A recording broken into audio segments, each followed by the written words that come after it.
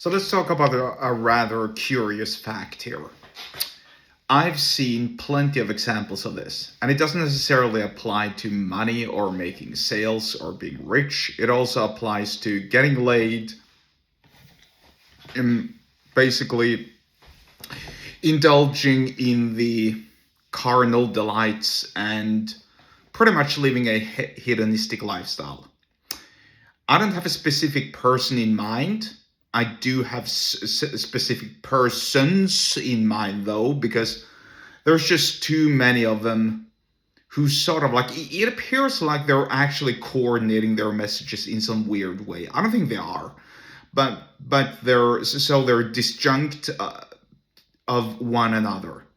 But still, it's kind of weird that they lately sort of like are pushing the kind of like same agenda, and they're sort of like trying to escape and pretend that they either didn't indulge in hedonistic pleasure, which, by the way, there's nothing wrong about, except that if you're sinning towards God, then that's obviously wrong. Me being a Pentecostal Christian, I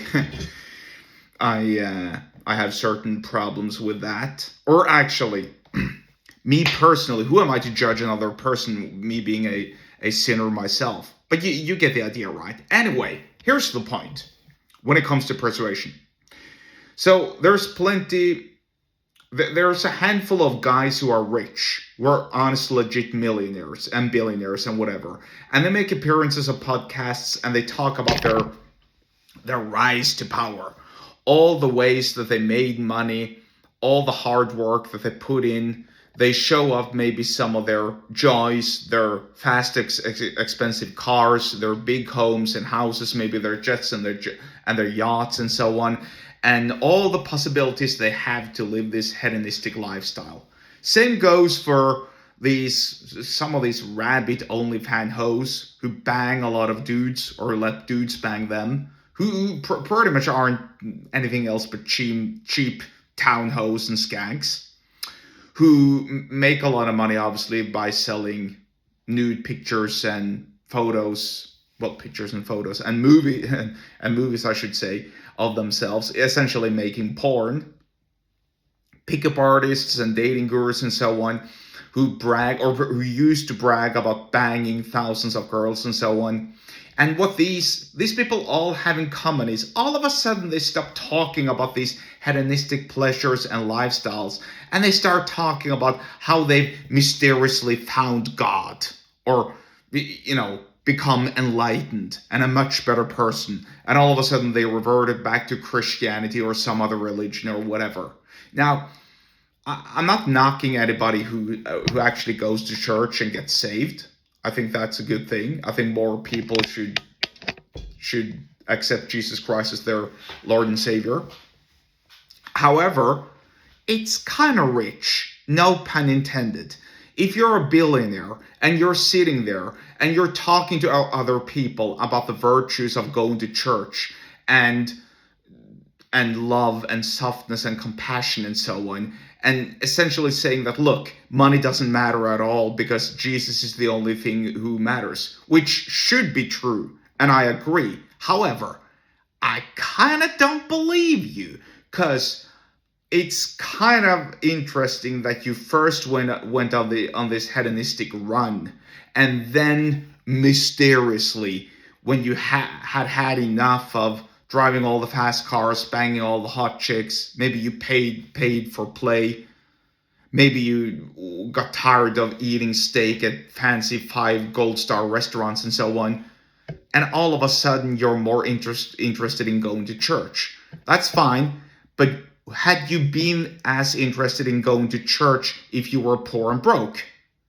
And are you talking and honestly encouraging people who don't make the same amount of money as you do to abstain from chasing riches and instead going to church? Do you see where I'm going with this? And this is the same thing. This is the same thing that applies to, or the same sort of philosophy that applies to these OnlyFans hoes. There was I forget the chick's name, and it doesn't really matter because she used to live such a disgusting and revolting lifestyle. No, it wasn't Bonnie Blue. I don't think I don't think she's salvageable. Although I actually saw that she was pregnant. I wonder who even would entertain the idea of impregnating such a vile, disgusting human, really. Anyway, point being. So this other former, according to herself, OnlyFans hoe, not Bonnie Blue, I forget her name, all of a sudden was salvaged and went to church and accepted Jesus Christ. And that's fine. That's fine. However, I saw this interview or this clip of her being interviewed about her newfound lifestyle. And she's sitting there. She's, let's say, provocatively dressed. I'm not sure whether to look right into her titties because she's showing quite a bit of cleavage, or her glossed over face, right? Essentially, she doesn't look like somebody who's become a Christian, who wants to pursue Jesus Christ. Do you understand what I'm getting at here? Her persuasion holds no water. It's the same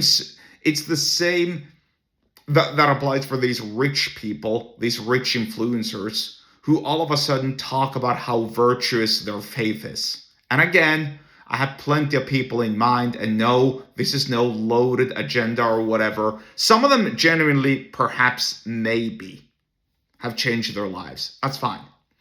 But anybody who sits there and who talks about how you should not chase money, they're lying. They're lying pieces of shit, really. Because just think about it. Here's a couple of things that perhaps you didn't know about. Do you know after Jesus rose from the dead, do you know the first thing that he asked his disciples for? He asked them for food. Hey guys, you got anything to eat? It's kind of hungry being down there in hell 3 days in a row. I need to be fed. So he asked for some, I don't know, some fish and bread, wine, whatever. Number 2, what does the Salvation Army do? First, they feed the hungry and they give them clothes, whatever. Then they start preaching about their faith. Not the inverse.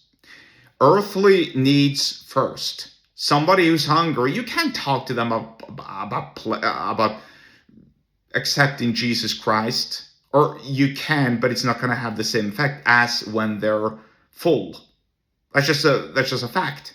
And if you're poor and broke and you struggle to make ends meet, and you have a power bill that's waiting for you, and you don't know where to get the money from, then don't waste your time, studying religion. I'm saying this. I'm being dead serious. Not even Jesus Christ wants you to do that. If your livelihood is in risk, and you can't feed your kids, then you're a bad Christian if you don't find any food, or if you don't make any money. You're a bad Christian. Really. I'm saying this on the record. Feel free to throw any sort of hate my way. I don't really care. I'll even defend that in front of God the day I die. Really. So, point being, and this is a very extreme situation.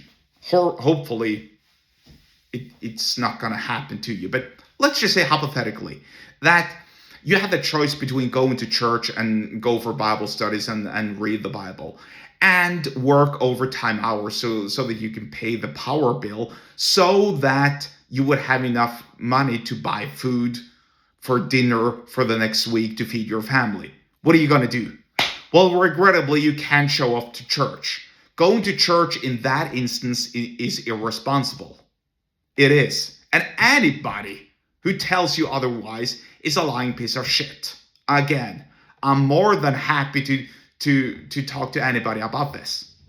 And I'll defend this statement in front of God. So help me. Literally and proverbially. I will do it. And so, my point is simply this.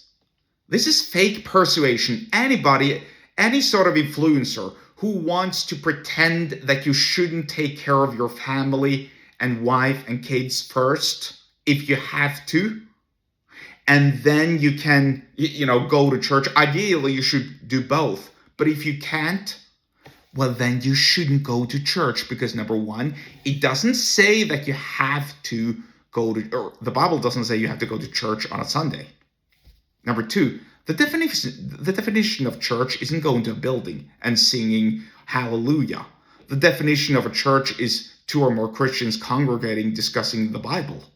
So you can have church at work. If you have a Christian colleague and you want to read the Bible for 5 minutes and discuss what a Bible verse means, that's by definition a church at work. So you're good. And number three, say a prayer. God will understand.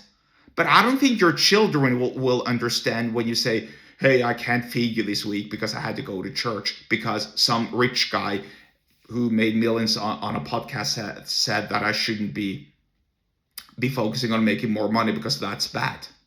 Literally. That actually frustrates me, and that's a way of fake persuasion. Again, it's kind of rich if you're a billionaire saying these things. And I forget the guy's name. But there was one, well, I said I didn't have anybody in mind, but I had one guy in mind. I forget the guy's name. But you could just see how he was this sneaky this sneaky snake oil, salesman who wanted to promote something else than what he stood for. It was all fake. And so that's my honest promotion to anybody who's Christian out there or who's wondering, or anybody who wants to be religious. Look, if you can't feed your kids, if you can't feed your family, if you can't feed yourself, then go get a job. God will understand. He will.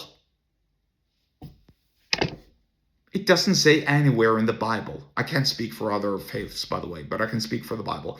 It doesn't say anywhere in the Bible that you're a bad Christian and that you will rot and burn in hell if you don't go to church on a Sunday. It really doesn't say. Number two, it doesn't say you can't work on a Sunday. It says, thou shalt keep the rest day holy, or I don't know the literal translation of the commandment into English, but you get the idea. Keep it sacred. Say a prayer at work. Get back to work, hustle, and make more money. That's the honest persuasion that you need to. I lost my train of thoughts here. That you need to implement. It's the same thing, and it's kind of rich. If you're a dating guru and you've banged thousands of girls, whatever, let's just say for the sake of the argument, and here you are saying that, hey, look, we should all stop living this hedonistic lifestyle. All men should stop banging whores, and they should settle down with an average girl and live in a marriage and pretend that they're happy. It's kind of easy to say that after you've emptied yourself thousands of times, right? Just like it's kind of rich. Again, some pun intended. Being a billionaire talking about about love and softness and compassion instead of making money, and pretending that anybody who's poor and broke shouldn't be hustling hard to make money. What I'm getting at here really is, if you want to persuade somebody, and this is the main lesson of this podcast or video really, persuasion should be honest, because people will understand. Nobody's going to believe these sneaky sales. I'm getting it wrong all the time.